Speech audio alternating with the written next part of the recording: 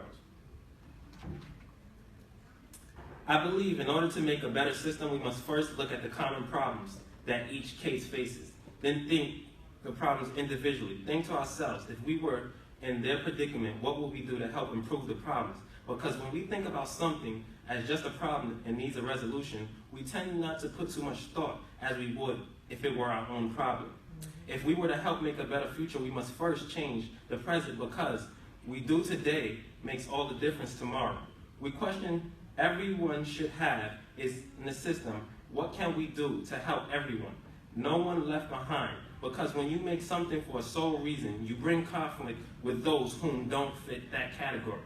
Let us not forget the bridge that we build and the bonds that we make are not only for the present, but more importantly for the people we leave behind who have yet to cross. I'm here to tell you today that foster care and adoption can work if given the proper precautions. Children are not test subjects. They should not be tested on each year about what programs work. In order to better understand the child, you must include the child. Give the child a voice. You ask what will make things safer.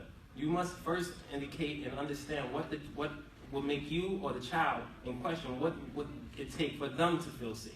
You understand, like, for example, if a child is used to having, like you may have mentioned earlier, a comforted blanket or something of that sort.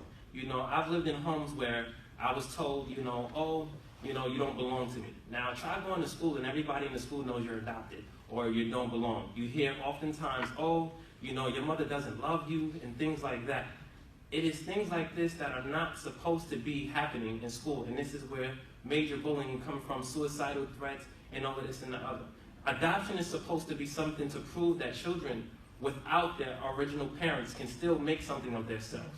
It's supposed to prove that even though that they may not be in their original home, that there's somebody willing out there to help them become somebody. The statistics of moving a child from out of their regular home should not be the same as when you post a child in a new home. This new home is supposed to call for a better environment, a better future, and secure the child for its safety and well-being. Don't think that every child that acts out is acting out because he needs medication or there's something wrong or he's going through a trauma. Every child's action is because of something or a reaction that was towards the child. You must first learn to better understand the child. And as far as to fix the problem that we have, the problem with foster care is that every foster child feels alone.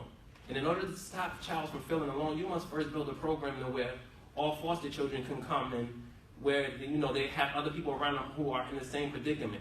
We now have people who dictate cases who don't even have children trying to dictate what's best for a child. Wherein if you just ask the child and see what everything the common goals and what are the common concerns of the child, you will better get a percentage of what really needs to be dictated. You see how we can gather statistics about what fails and what works?